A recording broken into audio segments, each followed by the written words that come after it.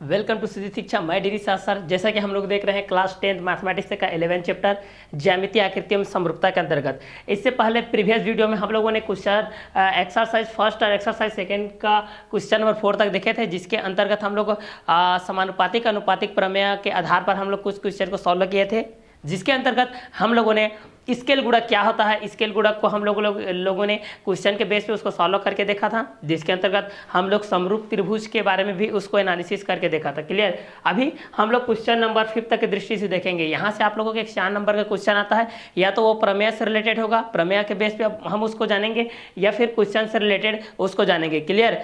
तो जैसे आप लोग 9th क्लास के बेस में पढ़े थे, आप लोग सरल रेखा एवं कोण के बेस पे, उसके पश्चात आप लोग त्रिभुज और चतुर्भुज के बारे में पढ़े थे। उसी का जो एक रोडिंग है, उसी तीनों चैप्टरों को सम्मिलित रूप से मिलाकर के एक ज्यामितीय आकृति में समरूपता के बारे में हम लोग क्लास 10 में पढ़ेंगे, जिसके अंतर्गत फर्स्ट एक्सरसाइज में आप लोगों ने स्केल गुणक से रिलेटेड पढ़ा, जिसमें कि सेंटीमीटर से रिलेटेड था, जिसमें कि खेत का क्षेत्रफल, आयत का क्षेत्रफल या किसी प्लेटफॉर्म की एयरपोर्ट की लंबाई चौड़ाई के बारे में पढ़े थे। सेकेंड क्वेश्चन में जब सेकेंड एक्सरसाइज में आए थे, तो उसमें हम लोगों ने देखा कि जो स्केल गुणक होता है वो आप लोगों के ज्यामितीय आकृति में समरूपता के अंतर्गत त्रिभुज के जो शीर्ष लंबा है, उनके माध्यिका है, उनके बेस पे किस तरीके से होता है, इसके बारे में हम लोग देखे थे। क्वेश्चन नंबर 1, 2, 3, 4 के बेस पे देखे थे, जिसमें हम लोग समानुपातिक अनुपातिक प्रमेय का नियम भी लागू किए थे। क्लियर। तो क्लास 10th का जो मैथमेटिक्स है 100 आउट ऑफ मार्क्स का, जिसमें से आप लोगों का 75 मार्क्स थ्योरी से होता है, 25 मार्क्स आप लोगों के प्रोजेक्ट वर्क से होता है। क्लियर। तो 25 मार्क्स तो आप लोगों को ऑलरेडी प्रोजेक्ट के बेस पे मिल जाएगा। 75 मार्क्स आउट ऑफ 75 मार्क्स आपको लाना है। तो हमारे एप्लीकेशन के थ्रू से जो भी प्रिपरेशन वर्क आपको कराया जा रहा है, जो भी वीडियो रिकॉर्डेड क्लास प्रोवाइड किए जा रहे हैं, उसको अच्छे से एनालिसिस कीजिए, उसको अच्छे से देखिए, और केवल देखना ही नहीं है, उसको अच्छे से आपको प्रैक्टिस भी करना है। प्रैक्टिस के साथ साथ आपको उसका एनालिसिस करना है, कॉपी भी बनाना है, कॉपी में बार बार प्रैक्टिस कीजिए। कई लोग क्या करते हैं कि वीडियो रिकॉर्डेड क्लास को देख लेते हैं, लेकिन उसका प्रैक्टिस नहीं करते हैं। केवल देखने से आपके माइंड में ये सेट नहीं हुआ, क्योंकि मैथमेटिक्स इस तरीके से होता है कि बहुत सारे क्वेश्चन होते हैं जो कि अलग अलग वैरायटीज के होते हैं, अलग अलग वैरायटी के बेस पे बनते हैं। अगर आप उसका प्रैक्टिस करते हैं, प्रैक्टिस सेशन के बेस पे उसको अगर सॉल्व करते हैं, तो आपको वो पता चलता है कि भाई कि ये क्वेश्चन इस तरीके से सॉल्व होने वाला है, ये क्वेश्चन को हम लोग इस तरीके से प्रॉपर सॉल्व करने वाले हैं, इस क्वेश्चन में हमारा इस तरीके से फार्मूला यूज हो रहा है बोल के। अगर आप प्रैक्टिस नहीं करते हैं तो क्या होता है, कुछ समय के लिए आपको याद तो रहता है, बट आप लोग उसको सॉल्व नहीं कर पाते हैं। कई बार ऐसा होता है कि आपको स्टार्टिंग का पॉइंट याद है, लेकिन बीच का जो थ्योरम किस तरीके से आया है, वो कहाँ से आया, वो आपको पता नहीं चलता है। तो जहां पर आप रुकते हैं, जहां पर आपको समझ में नहीं आता है उस प्रमेय के बेस पे कि वो कहाँ से आया है, कब आया है और कैसे आया है, तो वीडियो को फिर से प्रीवियस वीडियो में जाकर के या उसको वीडियो को बार बार रिपीट करके आप उसको देख सकते हैं। और अगर नहीं समझ में आ रहा है तो आप लोग हमारे जो सीजी शिक्षा का जो एप्लीकेशन के थ्रू से जो आप लोगों का जो कॉन्टैक्ट नंबर दिया गया है, उसमें आप व्हाट्सअप कर सकते हैं। जिस दिन आप लोगों का जो लाइव क्लास होता है, उसमें हम उस क्वेश्चन को अच्छे से एनालिसिस करके अच्छे से उसको बता देंगे, ताकि आप लोगों को वो जो भी क्वेश्चन रहेगा वो समझ में आ जाएगा। और अब हमारा जो ब्लूप्रिंट के बेस पे जो क्लास 10th का 12th का सभी क्लास का ब्लूप्रिंट के हिसाब से जो एग्जाम 2022 और 23 से रिलेटेड हम लोगों का जो प्रिपरेशन वर्क है वो स्टार्ट हो गया है। तो लाइव क्लास आप डेली अटेंड कीजिए। अगर लाइव क्लास आप डेली अटेंड करते हैं तो उसमें जो इंपॉर्टेंट क्वेश्चन है प्रीवियस 4 ईयर्स 5 ईयर्स का जो अनसॉल्व के बेस पे है, उसका क्वेश्चन को सॉल्व कराया जा रहा है। उसके माध्यम से आप लोगों को ये पता चल जाएगा कि भाई क्वेश्चन वास्तव में आता किस तरीके से है, 1 मार्क्स का क्वेश्चन किस तरीके से आता है, 2 मार्क्स का क्वेश्चन किस तरीके से आता है, क्वेश्चन को किस तरीके से टर्निंग क्वेश्चन के बेस पे पूछ रहे हैं। ये क्वेश्चन सारे क्वेश्चन का आप लोगों का समस्या का निराकरण उस लाइव क्लास के सेक्शन में मिल जाएगा। क्लियर। और इस एप्लीकेशन के थ्रू से जैसे कि आप लोग पढ़ रहे हैं, तो बाकी लोगों को भी इस चीज़ को से अवगत कराइए, इसको शेयर कीजिए। आपके जितने भी फ्रेंड सर्कल हैं, स्कूल मेट हैं, कॉलेज स्कूल मेट हैं, आपके जो भी फैमिली मेम्बर्स हैं, उनको बताइए। आप जिस क्लास में पढ़ रहे हैं, क्लास 12th में पढ़ रहे हैं, क्लास 11, क्लास 10, जो भी क्लास में सीजी बोर्ड का क्लास 6 to 12th के बेस पे, तो बाकी को भी शेयर कीजिए। क्लियर। क्योंकि अगर आपको इसका बेनिफिट मिल रहा है तो ये आपका तो ये फर्ज बनता है कि आपकी जो भी मित्र हैं, सखी हैं, यार है, दोस्त है, सहेली है, उनको भी बताइए। क्लियर। क्योंकि आपका जैसे बेनिफिट हो रहा है उनका भी होगा, तो कुछ तो भलाई का वर्क भी कीजिए। क्लियर। क्योंकि बहुत लोगों की एप्लीकेशन का जो माध्यम होता है बहुत लोगों को पता नहीं होता है, बहुत ही कम शुल्क के साथ है, ओनली 500 रुपीज़ के साथ ये एप्लीकेशन आप लोगों को प्रोवाइड किया जा रहा है। ठीक है। तो इतना कम शुल्क में आप लोगों को उच्च गुणवत्ता की शिक्षा प्रदान किया जा रहा है, तो इसका जो उपयोग है, इसका जो लुत्फ है, उसको ज़्यादा से ज़्यादा मात्रा में उठाइए। क्लियर। लेकिन जब भी जैसे कि आप स्कूल में पढ़ते हैं, स्कूल के लिए आप लोग नोट कॉपी बनाते हैं, नोटबुक बनाते हैं, वैसे ही यहाँ सीजी शिक्षा के लिए लिए भी एक नोट कॉपी या नोट बुक बनाइए, ठीक है। वहाँ पर आप बेनिफिट देखिए कि स्कूल का बेनिफिट किस तरीके से आपको मिलता है, किसी शिक्षा का बेनिफिट किस तरीके से मिलता है।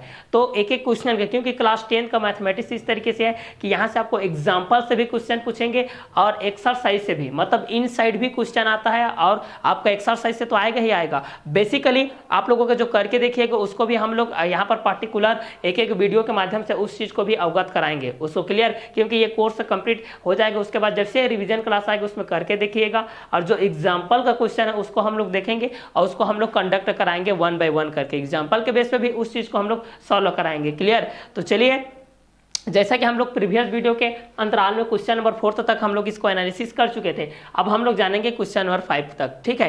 क्योंकि पढ़ना ही उद्देश्य नहीं होता है, वास्तव में किस तरीके से आया है ये क्वेश्चन और ये किस तरीके से बन रहा है उस मेथड को जानना बहुत ही अनिवार्य होता है। क्योंकि क्वेश्चन में बोर्ड में कहाँ से घुमाएगा, किस क्वेश्चन के बेस पे किस क्वेश्चन को रखेगा, अगर आप एनालिसिस किए हैं, समझे उस क्वेश्चन को, तो आपको कहीं से भी किसी प्रकार का कोई भी क्वेश्चन देता है तो आपको समझ में आ जाएगा, क्लियर। तो चलिए इसी के बेस पे हम लोग देखते हैं क्वेश्चन नंबर 5 को, ठीक है। तो क्वेश्चन नंबर 5 को हम लोग यहाँ से सॉल्व करते हैं। देखिए, तो क्वेश्चन नंबर 5 के बेस पे आप लोग यहाँ से हम लोग इस चीज़ को सॉल्व करते हैं। तो देखिए यहाँ से हम लोग इस चीज़ को सॉल्व करते हैं भाई, ठीक है। देखिए आकृति में डी एफ समांतर ए ई, ठीक है, डी एफ समांतर ए ई, डी एफ, ये आपका डी एफ हो गया, ये ऐसा है, ये आपका डी है, ये आपका एफ है, डी एफ समांतर ए ई, ये आपका ई है, ये आपका ए है, ये दोनों समांतर है बोल रहा है, डी एफ समांतर है ए ई, इस चीज़ को बोल रहा है। देखिए, और दूसरा बोल रहा है डी ई समांतर है ए सी, और दूसरा बोल रहा है कि डी ई समांतर है ए सी, ए सी, इस चीज़ को बोल रहा है फर्स्ट, और ये सेकेंड चीज़ को बोल रहा है। तो सिद्ध कीजिए कि बी एफ बटे F E equal to B E equal to E C, इस चीज़ को हमको सिद्ध करना है। ये आप लोगों का आकृति सेकेंड है ना, जो कि अकॉर्डिंग टू छत्तीसगढ़ माध्यमिक शिक्षा मंडल बोर्ड का जो बुक है आप लोगों का इस तरीके से है। तो चलिए इस चीज़ को हम लोग सॉल्व करते हैं यहाँ से भाई, ये किस तरीके से आता है इस चीज़ को हम लोग यहाँ से सॉल्व करते हैं, क्लियर। तो क्वेश्चन से ही आप लोगों को पता चल जाता है। यहाँ से देखिए समानुपातिक नियम हम लोग यहाँ से लागू करेंगे भाई, ठीक है। यहाँ से हम लोग क्या नियम लागू करेंगे, समानुपातिक नियम लागू करेंगे। ये किस तरीके से आता है इस चीज़ को हम लोग यहाँ से देखते हैं, ठीक है। तो चलिए इस चीज़ को हम लोग सर्वप्रथम पहला देखते हैं। तो हमारे पास यहाँ से बेसिकली जो दिया गया है उस चीज़ को लिखेंगे भाई, ठीक है। तो यहाँ से हमारे पास दिया है, देखिए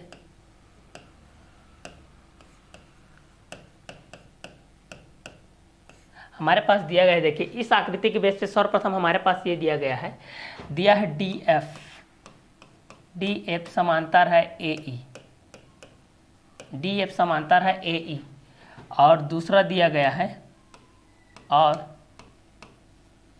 दूसरा दिया गया है डी ई, डी ई समांतर है हमारा ए सी, ये दिया गया है, ये पहला के बेस पे दिया गया है। अब चलिए हम लोग निकालते हैं। दूसरा हमको क्या करना है, सिद्ध करना है भाई, यहाँ से सिद्ध करना है, सिद्ध करना है, सिद्ध करना है। देखिए यहाँ से हमको सिद्ध करना है बी एफ, बी एफ के बटे एफ ई इक्वल टू हो जाएगा बी ई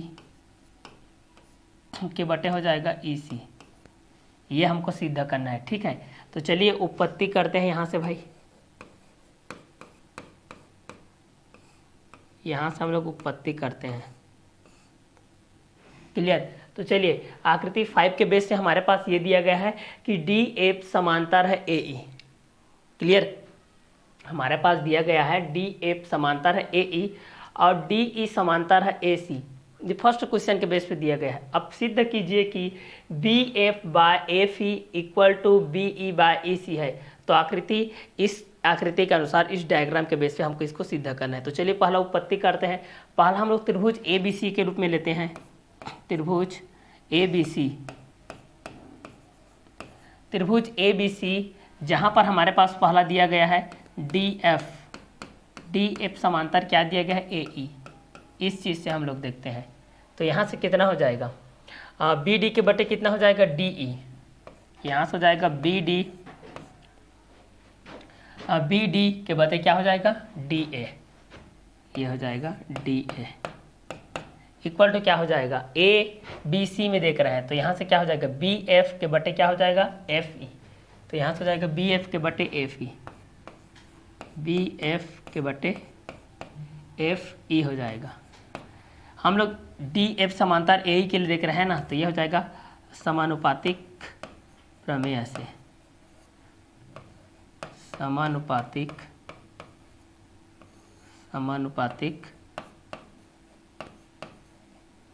प्रमेय से। ठीक है, चलिए इसको हम लोग मान लेते हैं समीकरण नंबर 1।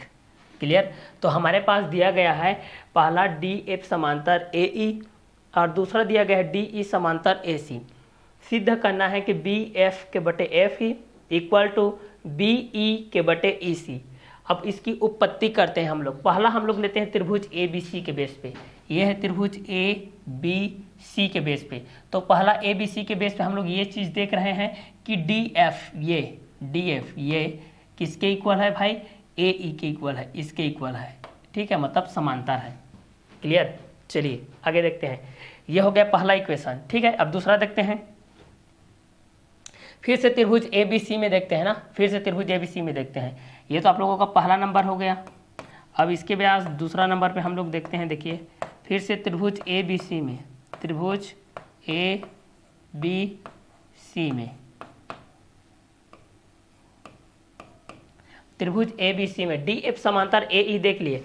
अब यहाँ पर देखते हैं डी ई समांतर ई सी, डी ई समांतर ए सी, ए सी इसमें देखते हैं आप, और डी ई समांतर किस में देखते हैं, ए सी इसमें देखते हैं, इस चीज़ में देखते हैं अब इसको। ठीक है, चलिए अब इसको हम लोग इस चीज़ में देखते हैं भाई। क्लियर। चलिए तो यहाँ से कितना आ जाएगा, यहाँ से हम लोग देखेंगे तो यहाँ से भी हम लोग देखेंगे तो क्या आ जाएगा, बी डी के बटे डी ए हो जाएगा, बी डी के बटे फिर से डी ए हो जाएगा। यहाँ से देखते हैं तो बी डी, यहाँ से फिर से हो जाएगा बी डी के बटे हो जाएगा डी ए। ये तो आपका इक्वल रहेगा, बी डी के बटे क्या हो जाएगा, डी ए इक्वल टू क्या हो जाएगा, यहाँ से देखते हैं तो बी ई के बटे क्या हो जाएगा, ई सी, बी ई के बटे क्या हो जाएगा, ई सी।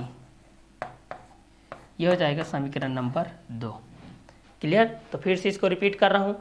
हमारे पास दिया गया है डी एफ समांतर ए ई, डी एफ के समांतर कौन है, ए ई दिया गया है, और डी ई के समांतर कौन दिया गया है, ए सी दिया गया है। तो सिद्ध करना है कि बी एफ के बटे एफ ई बराबर बी ई के बटे ई सी, ये हमको प्रूफ करना है। तो उपपत्ति के माध्यम से हम लोग फर्स्ट देख रहे हैं त्रिभुज ए बी सी में डी एफ समांतर है ए ई, तो यहाँ से बी डी के बटे डी ए हो जाएगा और बी एफ के बटे एफ ई समानुपातिक प्रमेय से। ये देखिए बी डी के बटे डी ए तो बी एफ के बटे एफ ई हो जाएगा, क्योंकि डी एफ समांतर ये दिया गया है। क्लियर। और दूसरा में हम लोग देखते हैं त्रिभुज ए बी सी में डी ई समांतर ए सी। ये आप लोगों का डी ई समांतर है ए सी, इन दोनों के तुल्य है। अब इन दोनों को लेकर के देखेंगे, बी डी के बटे डी ए तो यहाँ पर हो जाएगा बी ए ई के बटे हो जाएगा ई सी। ये हो जाएगा समीकरण नंबर 2। अब समीकरण 1 व 2 से देखिए, आप लोग यहाँ से देखिए समीकरण 1 व 2 का LHS बराबर है, इसलिए RHS भी क्या होगा, बराबर होगा। तो इसलिए लिख सकते हो, इसलिए समीकरण 1 व 2 से, इसलिए समीकरण 1 व 2 से, समीकरण 1 व 2 से देखिए, समीकरण 1 व 2 से हम लोग यहाँ से देखेंगे तो दोनों का LHS बराबर है, तो RHS भी क्या हो जाएगा, बराबर हो जाएगा। तो बी एफ यहाँ से हो जाएगा बी एफ बटे क्या है, एफ ई इक्वल टू क्या हो जाएगा आप लोगों का बी ई के बटे क्या हो जाएगा, ई सी। और यही हमको क्या करना था, प्रूफ करना था, यही हमको क्या करना था, प्रूफ करना था। It has proof that. ठीक है, बी एफ के बटे F E equal to B E के बटे ई सी, और यही हमको क्या करना था, प्रूफ करना था। It's that, proof that, it's that, proof that. ठीक है, तो क्वेश्चन नंबर 5 के बेस में आप लोगों का दिया गया था कि आकृति में डी एफ समांतर ए ई और डी ई समांतर ए सी है, तो सिद्ध कीजिए कि बी एफ बटे F E equal to B E के बटे ई सी है। तो आकृति इस डायग्राम के बेस पे इस चीज़ को हमको सॉल्व करना था। बहुत ही सिंपल है, बस आपको लॉजिक लगाना है। डायग्राम के बेस पे आपका क्वेश्चन किस तरीके से आ रहा है उसको किस तरीके से सॉल्व करना है। जो भी ज्योमेट्रिकल मैथमेटिक्स होता है एकदम शॉर्ट रहता है, बस डायग्राम बेस आपको उस चीज़ को सॉल्व करके चलना रहता है। ठीक है, तो डी एफ समांतर ए ई के बेस पे रहे और डी ई समांतर ए सी के बेस में रहे, तो इस चीज़ को हम लोग यहाँ से देखते हैं बी एफ के बटे एफ ही रहे या फिर बी के बटे ई सी रहे। तो इसको मैथमेटिक्स के बेस पे हम लोग क्वेश्चन नंबर 5 के बेस पे देख रहे हैं। ठीक है, तो एक तो क्वेश्चन नंबर 5 हो गया। आगे देखते हैं इसका नेक्स्ट क्वेश्चन, क्वेश्चन नंबर 6। चलिए, तो क्वेश्चन नंबर 6 के बेस पे हम इस चीज़ को देखते हैं। देखिए क्वेश्चन नंबर 6 के बेस पे किसी त्रिभुज पी क्यू आर में, किसी त्रिभुज पी क्यू आर की भुजाओं पी की और पी आर पर क्रमशः बिंदु ई और एफ स्थित है। ठीक है, तो निम्न में से प्रत्येक स्थिति के लिए बताइए कि क्या ई एफ समांतर है क्यू आर पर। तो चलिए इस चीज़ को हम लोगों को यहाँ से लिखना है भाई। पी ई 3.9 है, पी ई 3.9 मान लेते हैं कि पी ई कितना है भाई 3.9, पी ई 3.9 है और ई क्यू कितना है 3 सेंटीमीटर, पी एफ कितना है 3.6 और एफ आर कितना है 2.4। चलिए तो यहाँ से हम लोग इस चीज़ को देखते हैं भाई। तो चलिए इस चीज़ को हम लोग सॉल्व करते हैं, इसको 1 बाय 1 करके भाई क्या होता है इस चीज़ को सॉल्व करते हैं। पहला क्वेश्चन नंबर के बेस पे इस चीज़ को सॉल्व करते हैं। पहला हमारे पास दिया गया है, देखिए दिया गया है यहाँ पर हमारे पास दिया है। क्वेश्चन नंबर फर्स्ट के बेस पे सॉल्व करते हैं। दिया है पीई, यहाँ से हमारे पास वैल्यू दिया गया है पीई का वैल्यू दिया गया है 3.9 सेंटीमीटर। नाउ ई क्यू का वैल्यू दिया गया है 3 सेंटीमीटर। नाउ पीएफ का वैल्यू दिया गया है 3.6 सेंटीमीटर और एट लास्ट एफ आर का वैल्यू कितना दिया गया है 2.4 सेंटीमीटर। अब हम लोग यहाँ से देखते हैं त्रिभुज पी क्यू आर के बेस पे देखते हैं। क्लियर, यहाँ पर ट्रायंगल पी क्यू आर के बेस पे इस चीज़ को देखते हैं। तो त्रिभुज पी क्यू आर से, त्रिभुज पी क्यू आर में हम इस चीज़ को देखते हैं। देखिए त्रिभुज पी क्यू आर के बेस पे हम लोग यहाँ से देखते हैं तो समानुपातिक प्रमेय के आधार पर हम लोग ये जानते हैं कि पी के बटे ई क्यू होता है। चूँकि पी के बटे क्या होता है ई क्यू होता है। ई क्यू इक्वल टू क्या हो जाएगा, यहाँ से पी एफ के बटे हो जाएगा एफ आर, पी एफ के बटे हो जाएगा एफ आर, पी एफ के बटे एफ आर हो जाएगा। तो यहाँ से इस चीज़ को सॉल्व करते हैं। चलिए पी ई का वैल्यू कितना है, देखिए पी ई का वैल्यू कितना है 3.9 सेंटीमीटर, तो ये हो जाएगा 3.9 सेंटीमीटर। ई क्यू का वैल्यू कितना दिया गया है 3 सेंटीमीटर। उसी प्रकार पी एफ का वैल्यू दिया गया है 3.6 सेंटीमीटर और एफ आर का वैल्यू कितना दिया गया है 2.4 सेंटीमीटर, ये दिया गया है। क्लियर, अब चलिए इस चीज़ को हम लोग सॉल्व करते हैं भाई। आगे सॉल्व करते हैं, डेसिमल हटाएंगे तो ये कितना हो जाएगा 39 बाय कितना हो जाएगा 30। इसका डेसिमल हटाएंगे तो ये 36 बाय कितना हो जाएगा 24। डेसिमल को हटाते हैं तो क्लियर। तो चूंकि हमारे पास पहला दिया गया कि किसी त्रिभुज पी क्यू आर की भुजाओं पी क्यू और पी आर पर क्रमशः बिंदु ई और एफ स्थित है। निम्नलिखित में से प्रत्येक स्थिति के लिए बताइए कि क्या ई एफ ई समांतर है क्यू आर के। तो पहला क्वेश्चन के बेस पे हमारे पास दिया गया है P E equal to 3.9 centimetre, E Q equal to 3 centimetre, P F equal to 3.6 centimetre, F R equal to 2.4 centimetre. तो क्वेश्चन नंबर फर्स्ट के बेस पे अगर इस चीज़ को हम लोग यहाँ से सॉल्व करते हैं तो बेसिकली जो भी आप लोगों को प्राइमरी इन्फॉर्मेशन दिया गया है उसको तो यहाँ पर आपको लिखना ही है। दिया है पीई का value 3.9 centimetre, now E Q का वैल्यू 3 सेंटीमीटर, पी एफ का वैल्यू 3.6 सेंटीमीटर, एफ आर का वैल्यू 2.4 सेंटीमीटर। तो त्रिभुज पी क्यू आर से हम लोग जानते हैं कि समानुपातिक प्रमेय से कि पीई के बटे ई क्यू होता है, पी एफ के बटे क्या होता है एफ आर होता है। तो चलिए यहाँ से कट अप करते हैं, कटा कर देखते हैं दोनों आपस में बराबर आता है या नहीं। क्लियर, तो चलिए यहाँ से इस चीज़ को देखते हैं भाई। यहाँ से कटाएंगे तो कितना हो जाएगा, 3 से कटाएंगे तो ये 3 एकम 3 हो जाएगा, 3 3 9, इसको 3 एकम 3 हो जाएगा, 3 0 0, 13 बटे 10 हो गया। इसको कटाते हैं 12 3 36 और ये कितना हो जाएगा 12 3 36 हो गया, 12 दूनी 24, 3/2 ये कितना हो जाएगा 13/10 हो जा रहा है। देखिए तो 13/10 इज नॉट इक्वल टू 3/2, मतलब यहाँ पर ये समांतर नहीं है। यहाँ पर EF समांतर QR, EF समांतर QR नहीं है। EF समांतर QR is not equal to QR, ये रहेगा। ठीक है, ये आप लोगों का क्वेश्चन नंबर फर्स्ट के बेस पे रहेगा। ठीक, ये यहाँ पर बराबर नहीं रहेगा भाई। ठीक है, चलिए, ये तो पहला हो गया जब हमारे पास दिया गया था PE equal to 3.9 centimetre, EQ equal to 3 centimetre, PF equal to 3.6 centimetre, FR equal to 2.4 centimetre. त्रिभुज PQR में PE by EQ equal to PF by FR के बेस पे दिया था। चलिए सेकेंड को हम लोग सॉल्व करते हैं भाई। सेकेंड क्वेश्चन के बेस पे क्या दिया गया है यहाँ से देखते हैं। अब दिया गया है, क्वेश्चन में चेंज है, थोड़ा सा सेंटीमीटर में चेंज है। PE 4 centimetre, PE equal to दिया गया है 4 सेंटीमीटर, और QE इक्वल टू दिया गया है 4.5 सेंटीमीटर, 4.5 सेंटीमीटर, और PF इक्वल टू दिया गया है 8 सेंटीमीटर, और RF इक्वल टू दिया गया है 9 सेंटीमीटर। ये इतना दिया गया है भाई, क्लियर। तो PE इक्वल टू 4 सेंटीमीटर दिया गया है और QE इक्वल टू 4.5 सेंटीमीटर दिया गया है। Now PF equal to 8 centimetre, RF equal to 9 centimetre, clear. तो यहाँ से हम लोग देखते हैं फिर से त्रिभुज PQR के बेस पे देखते हैं। ट्रायंगल यहाँ से PQR, त्रिभुज PQR में फिर से यहाँ से हम लोग देखते हैं तो कितना हो जाएगा, वही समानुपातिक प्रमेय से हो जाएगा। यहाँ से आप लोग इसको मेंशन कर सकते हैं समानुपातिक प्रमेय से, समानुपातिक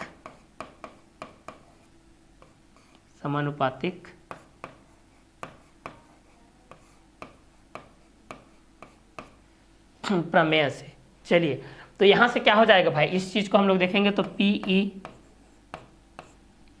PE के बटे EQ हो जाएगा, फिर से PE के बटे EQ हो जाएगा, इक्वल टू क्या हो जाएगा, PF बाय हो जाएगा आपका FR, या बोल सकते हो RF, दोनों आपका वही है, क्लियर। तो चलिए, ये भी आपका समानुपातिक प्रमेय के अनुसार से आ जाएगा, ये भी आपका आ जाएगा समानुपातिक प्रमेय से, समानुपातिक प्रमेय से, ये भी आ जाएगा आपका समानुपातिक प्रमेय के अंतर्गत। ठीक है, तो क्वेश्चन के बेस पे हमारे पास दिया गया है PE equal to 4 centimetre, QE equal to 4.5 centimetre, PF equal to 8 centimetre, RF equal to 9 centimetre. त्रिभुज PQR के बेस पे देख रहे हैं भाई, PE by EQ equal to PF by FR, clear. तो यहाँ पर हमारा जो नेक्स्ट स्टेप आने वाला है, नेक्स्ट स्टेप PE का वैल्यूज यहाँ से गिवन है, जो डाटा में गिवन है उस चीज को लिखेंगे। तो PE का वैल्यू कितना है, 4 सेंटीमीटर, तो 4। नाउ EQ का वैल्यू कितना गया, 4.5 सेंटीमीटर, देन 4.5 सेंटीमीटर, इक्वल यहाँ से PF का वैल्यूज यहाँ से गिवन है 8 सेंटीमीटर, देन 8 बाय RF या FR दोनों वही है, कितना दिया गया है, 9 सेंटीमीटर, क्लियर। तो यहाँ से 9 सेंटीमीटर हो जाएगा। चलिए यहाँ से कटअप करते हैं दोनों का बेस पे। यहाँ से ये कितना हो जाएगा, 40/45 इक्वल टू 8/9, 8/9। यहाँ से 8/9 कटअप नहीं होगा, लेकिन यहाँ से 40/45 कटअप हो जाएगा। तो 5 की दृष्टि से ये कटअप हो जाएगा। तो 5 8 ज 40, 5 9 ज 45 इक्वल टू 8/9 इक्वल टू 8/9। यहाँ से देखिए दोनों इक्वल है, तो इस बेस पे हम लोग बोल सकते हैं कि EF ठीक है, या EF पैरेलल टू QR, यहाँ पर ये समांतर रहेगा भाई, यहाँ पर ये समांतर रहेगा। क्वेश्चन नंबर 2 के बेस पे ये पैरेलल रहेगा, क्योंकि यहाँ पर हमारे पास दिया गया था PE equal to 4 centimetre, QE equal to 4.5 centimetre, और PF equal to 8 centimetre, RF equal to 9 centimetre. यहाँ से कटअप किए तो दोनों इक्वल के बेस पे आ रहे हैं, दोनों का अनुपातिक प्रमेय के अनुसार से, क्लियर। तो ये था हमारा क्वेश्चन नंबर 6 के अंतर्गत का फर्स्ट क्वेश्चन, ये था हमारा सेकंड क्वेश्चन। इसके बाद हमारा थर्ड क्वेश्चन है, इस थर्ड क्वेश्चन को सॉल्व करते हैं भाई। इसके बेस पे इसका आंसर किस तरीके से आता है, यहाँ से इस चीज को सॉल्व करते हैं। चलिए, तो इसका थर्ड बेस पे हमारे पास जो क्वेश्चन है, इसके एक रोडिंग देखते हैं, इसका थर्ड नंबर के बेस पे क्या आता है। थर्ड नंबर में हमारे पास जो डाटा गिवन है वो थोड़ा चेंजेबल है, फ्लेक्सिबल है। यहाँ से देखिए PQ के लिए दिया गया है, PQ equal to 1.28 centimetre, PR equal to 2.56 centimetre, PE equal to 0.18 centimetre, PF equal to 0.36 centimetre, clear. तो चूंकि हमारे पास क्वेश्चन के बेस पे क्वेश्चन में ये दिया गया है कि किसी त्रिभुज पी क्यू आर की भुजाओं पी क्यू और पी आर पर क्रमशः बिंदु ई और एफ स्थित हैं, मतलब उनके मध्य बिंदु हैं। क्लियर। निम्नलिखित में से प्रत्येक स्थिति के लिए बताइए कि क्या ई एफ है, E F parallel to Q R, E F parallel to Q R means E F समांतर है क्या क्यू आर के, या फिर बोल सकते हो क्यू आर समांतर है क्या ई एफ के। तो चलिए इसकी हम लोग जांच करते हैं वास्तव में ये बराबर है या नहीं, पैरेलल है या नहीं, पैरेलल इक्वल है या पैरेलल इज नॉट इक्वल है। क्लियर। तो जो भी बेसिकली आपके पास जो डाटा गिवन है उसको तो प्राइमरी इंफॉर्मेशन के रूप में आप लोगों को लिखना ही है, दिया है बोल के। ठीक है, तो चलिए लिखते हैं क्वेश्चन नंबर 3 के बेस पे। ये इसी क्वेश्चन के अंतराल में आ रहा है। क्वेश्चन नंबर 6 के बेस पे हम लोग 3 क्वेश्चन सॉल्व कर रहे हैं। At first question number first, question number second, question number 3 अभी सॉल्व करने वाले हैं। तो यहाँ से तीनों में से किसी एक क्वेश्चन को पूछ सकता है भाई, कहीं कहाँ से पूछे, कोई छत्तीसगढ़ माध्यमिक शिक्षा मंडल, कोई ठीक ठिकाना नहीं, कहीं से भी या तो एग्जाम्पल के बेस पे उठा लेता है या क्वेश्चन के बेस पे उठा लेता है, इसका कोई ठीक ठिकाना नहीं। क्लियर। इसलिए आपको सभी क्वेश्चन को लेकर के चलना है बोर्ड एग्जाम के बेस पे। क्लियर। तो चलिए आगे देखते हैं क्वेश्चन नंबर 3 के बेस पे भाई। ठीक है, तो चलिए क्वेश्चन नंबर 3 के बेस पे हमारे पास जो दिया गया है, क्या दिया गया है, पी क्यू। पी क्यू का वैल्यू दिया गया है हमारे पास 1.28 centimetre, 1.28 centimetre. Now P R का वैल्यू दिया गया है 2.56 सेंटीमीटर, 2.56 सेंटीमीटर। नाउ पीई का वैल्यू दिया गया है हमारे पास 0.18 सेंटीमीटर, और यहां से पीएफ का वैल्यू दिया गया है हमारे पास 0.36 सेंटीमीटर। क्लियर। फिर से रिपीट कर रहा हूं, आई रिपीट, पी क्यू का वैल्यू हमारे पास दिया गया है 1.28 सेंटीमीटर, पी आर का वैल्यू दिया गया है 2.56 सेंटीमीटर, पीई का वैल्यू दिया गया है 0.18 सेंटीमीटर, पी एफ का वैल्यू दिया गया है 0.36 सेंटीमीटर। ये हम लोग क्वेश्चन नंबर 3 के बेस पे देख रहे हैं। क्लियर। आपका डायग्राम यही रहेगा, आपका अनुपातिक नियतांक भी यही रहेगा। बस जो आप लोगों का जो मेजरमेंट है, पी का जो मेजरमेंट है, ई क्यू का जो मेजरमेंट है, पी एफ का जो मेजरमेंट है, एफ आर का मेजरमेंट है, वो अलग अलग हो रहा है, चेंजेबल हो रहा है। मतलब फर्स्ट में आप लोगों का देखिए P equal to 3.9 centimetre given था, नाउ सेकंड टाइम में 4 सेंटीमीटर, नाउ थर्ड टाइम में आप लोगों का कितना था, 1.28 के बेस पे था या 0.18 के बेस पे था। क्लियर। तो चलिए इसी के बेस पे इस चीज को हम लोग सॉल्व करते हैं। तो यहां से हम लोग लिखते हैं त्रिभुज पी क्यू आर के बेस पे भाई, त्रिभुज पी क्यू आर में, त्रिभुज पी क्यू आर में इस चीज को लिखते हैं भाई। देखिए तो त्रिभुज पी क्यू आर में लिखेंगे तो सेम कंडीशन हो जाएगा आप लोगों का, पीई के बटे क्या हो जाएगा, ई क्यू, पीई के बटे ई क्यू हो जाएगा, और दूसरा हो जाएगा पीएफ के बटे क्या हो जाएगा, एफ आर, पीएफ के बटे क्या हो जाएगा, एफ आर। ये हो जाएगा समानुपातिक प्रमेय से, समानुपातिक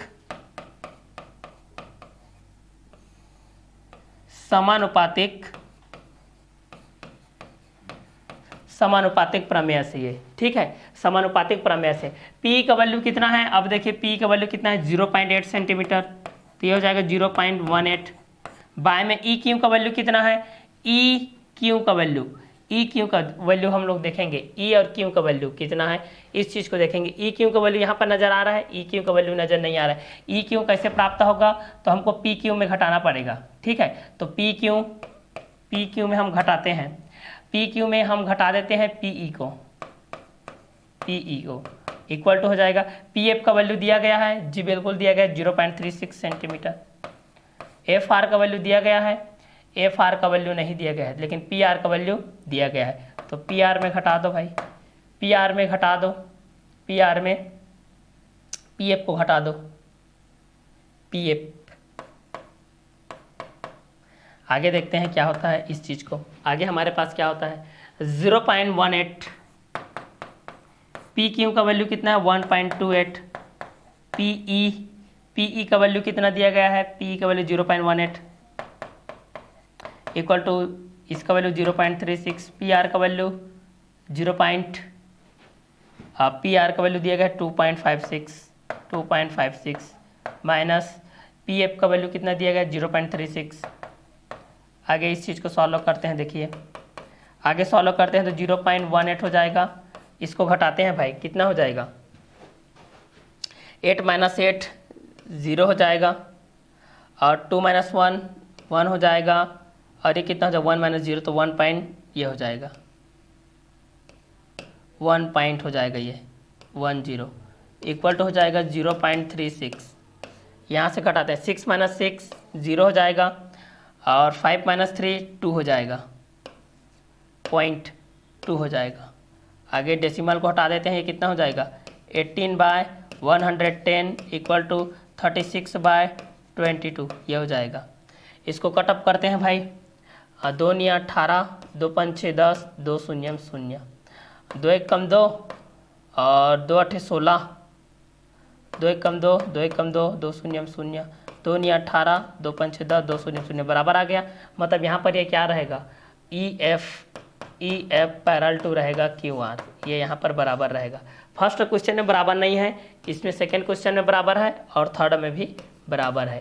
तो ये रहेगा आप लोगों का क्वेश्चन नंबर 3, जिसके अंतर्गत हम लोग देख रहे हैं त्रिभुज PQR की भुजा PQ और PR पर क्रमशः बिंदु E और F स्थित है, जिस पर हमको ये सिद्ध करना था। ये था हमारा क्वेश्चन नंबर 6। चलिए आगे का क्वेश्चन देखते हैं, क्वेश्चन नंबर 7 की तरफ हम लोग बढ़ते हैं। नेक्स्ट है क्वेश्चन नंबर 7। क्वेश्चन नंबर 7 में हमारे पास ये दिया गया है आकृति 3 के बेस पे। देखिए ये है हमारा आकृति 3 है, 12 क्योंकि क्वेश्चन के बेस पे है। चलिए तो यहाँ पर हमारे पास क्वेश्चन में क्या क्या दिया गया है, इस चीज़ को हम लोग लिखते हैं यार यहाँ से, ठीक है। तो क्वेश्चन के बेस पे हमारे पास दिया गया, देखिए क्वेश्चन नंबर 7 के बेस पे इस चीज़ को हम लोग सॉल्व करते हैं। आकृति 12 आकृति में DE समांतर OQ और DF समांतर OR है, दर्शाइए कि EF समांतर QR होगा, ठीक है। तो चलिए यहाँ से दिया है, लिखते हैं। दिया है हमारे पास DE, दिया है DE समांतर OQ तथा दूसरा दिया गया है DF समांतर दिया गया है OR, ठीक है। पहला दिया गया है DE समांतर OQ तथा DF समांतर OR दिया गया है। तो सिद्ध करना है, यहाँ से सिद्ध करना है,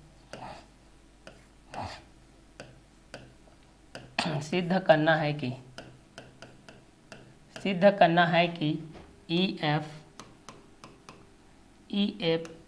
समांतर है QR, EF समांतर है QR के। चलिए तो यहाँ से उपपत्ति करते हैं भाई,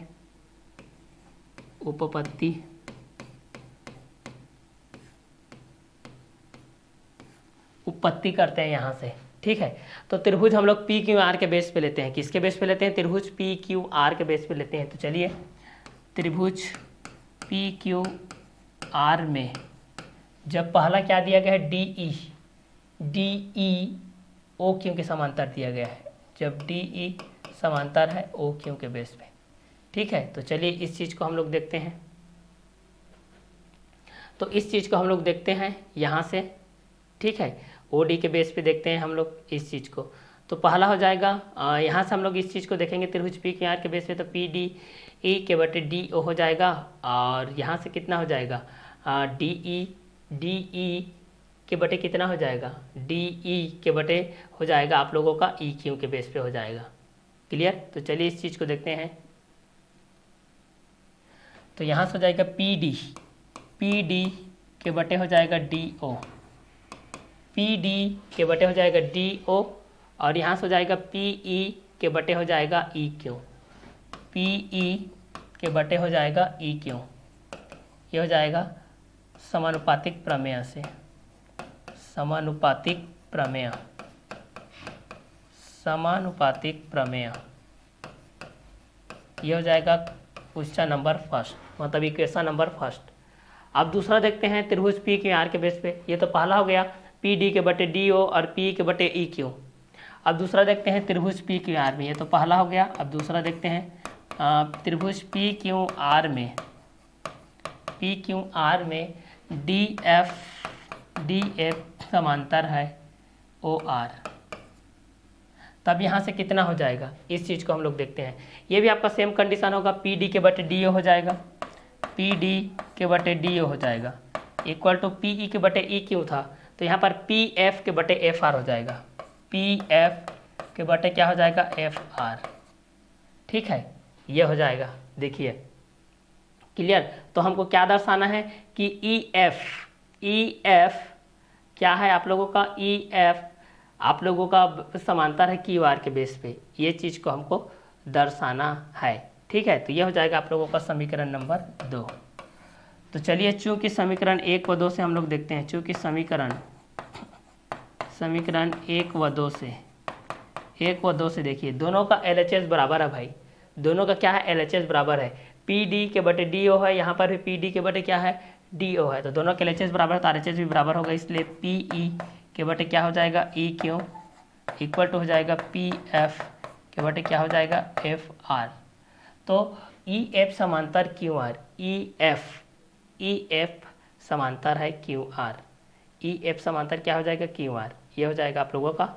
देखिए तो यहाँ से ये समांतर है तब तो आएगा आप लोगों का, क्योंकि EF समांतर रहेगा QR तभी F शुद्ध होगा, इसलिए EF समांतर होगा QR, और यही हमको क्या करना था, प्रूव करना था। तो इट्स दैट हो जाएगा ये आप लोगों का प्रूव दैट। ठीक है, PFR के बेस पे। तो ये हमारा जो क्वेश्चन नंबर 7 दिया गया था, जिसमें हमको DE समांतर OQ और DF समांतर OR के बेस पे दिया गया था, तो इस क्वेश्चन नंबर 7 को हम लोगों ने सॉल्व किया। चलिए इस एक्सरसाइज का लास्ट क्वेश्चन को देखते हैं, क्वेश्चन नंबर 8। ये इस एक्सरसाइज का क्या है, लास्ट क्वेश्चन है, इस क्वेश्चन को देखते हैं। ये आकृति 4th के बेस पे है।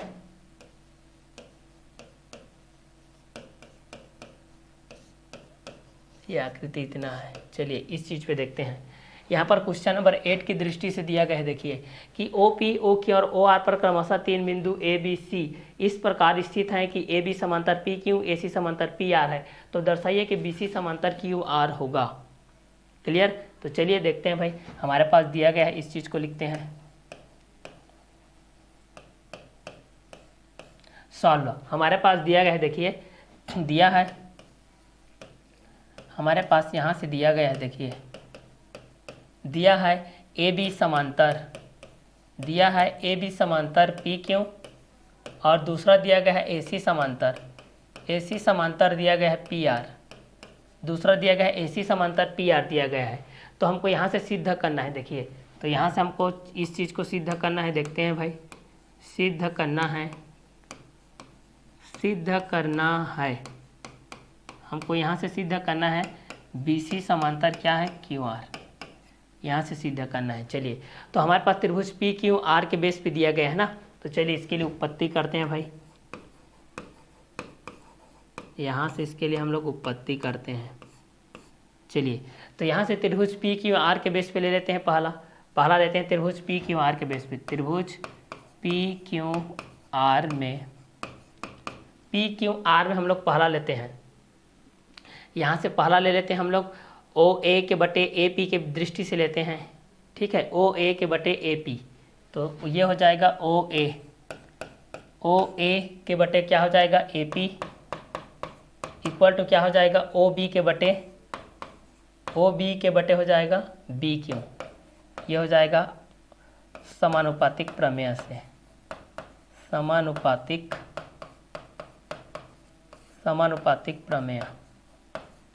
समानुपातिक प्रमेय से ये हो जाएगा इक्वेशन नंबर 1।